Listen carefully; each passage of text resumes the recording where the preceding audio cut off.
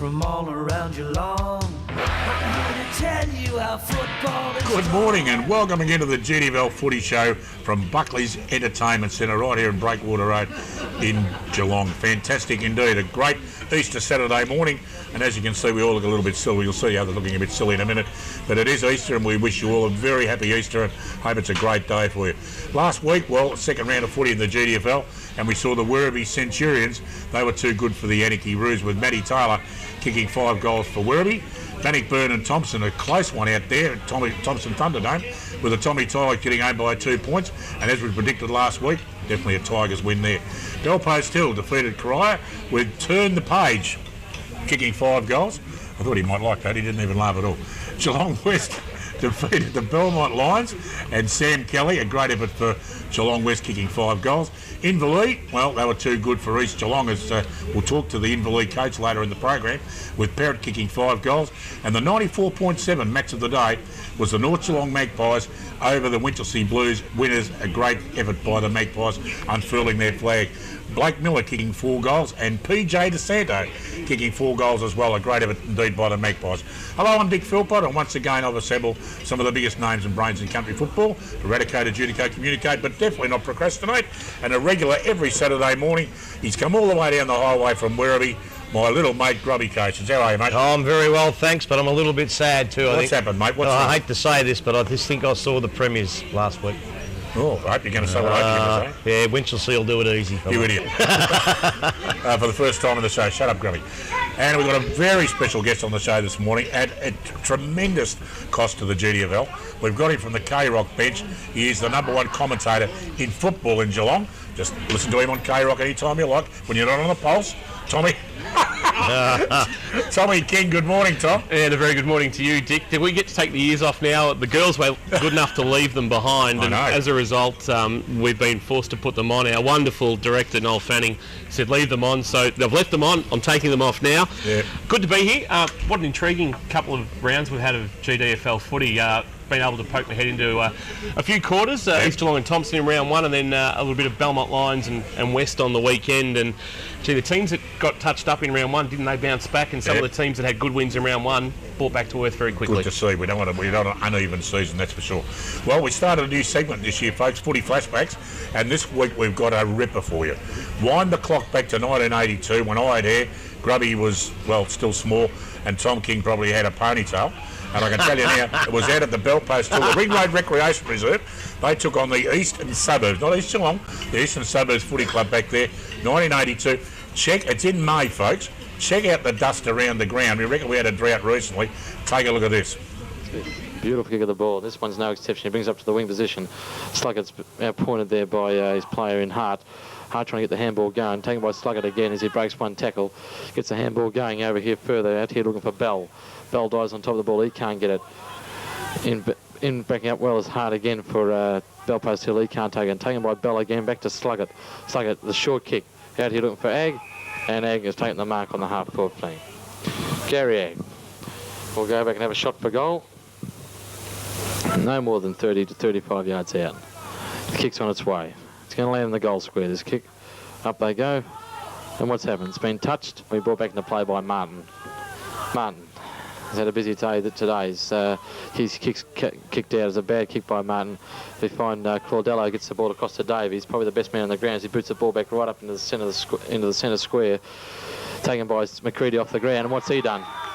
He's made no mistake. Umpire Scott. The bounce takes place. Again, Hammer gets a tap down. He can't seem to do no wrong. Picked up by Davies, the best man on the ground. The ball's been held to him. The umpire's seen it that way, and a ball up will take place. Still in the centre of the ground. Hammer in the ruck against Quinn. He's outpointed Quinn most of the time, all day long. Ball hits the deck again, and another ball up will take place. As the shadows stretch across the ground, and the dire minutes of the game, we find an easy win coming up to Eastern Suburbs. Ball bounce takes place. Hammond again. Good punch. Straight to Davies, who gets the ball across to Smith again. Smith trying to get the handball going again towards McCready. Can he get the ball now? Over to O'Leary. O'Leary gets on his left foot, shoots towards the goal, and what's he done? Through for a goal. And Mick's delirious. He can't believe it. O'Leary's kicked his third goal for the game. And ball again. Up they go. Again, Hammond gets a tap down. This time Gasparini gets the ball out. It's we find coming out of the pack here is 21. We're trying to pick this play up. I haven't seen him before. Radcliffe, he was early in the play, taken by McLaren. He's caught without the ball. And you're going to make sure the ball goes up. There's a shocking throw in from the boundary umpire. Should have been thrown in again. Taken by Belpost Till. They couldn't clear it away. So they dive on top of the ball again. This is Coombs. He's trying to get his handball back into play. Come here. Thrown in, taking place. One there by Quinn. Taken here through the HC, or trying to pick this player, was Ferris. He brings the ball up to full forward. Taken by McLaren. McLaren trying to break away. Gets the ball back to Mahoney again as he boots the ball out to the half-back flank. Leading for the race of the ball is Tonkins. Tonkins boots the ball back again to the forward pocket. In the race of the ball is Welsh. Picked up by Warren. His kick's gone in the forward pocket and a gutsy mark been taken here by McLaren. Played well all day in the back pocket, McLaren.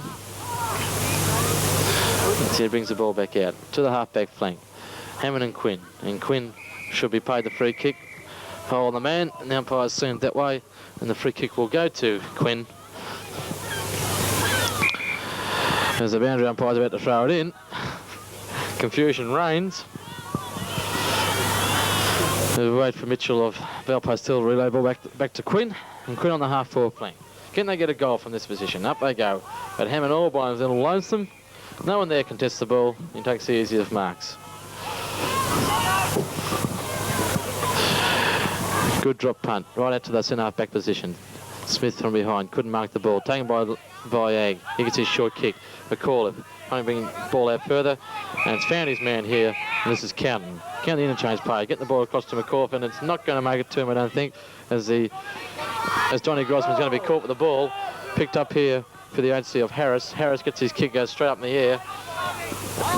Hit further onward by Langsworth as Tonkins comes racing into the ball. He spins out of the pack nicely, gets the handball going across to Harris again. It's Harris with his short pass and straight in the hands of Jessup. Built like a human tank, this guy, Jessup.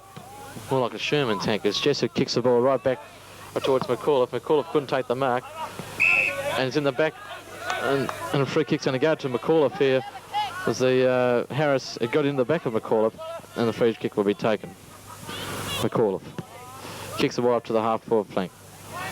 All Belpost Hill, but they couldn't mark it. Langsworth butters up again, and Egg couldn't keep the ball into play as it goes out of bounds on the half-forward flank for Suburbs.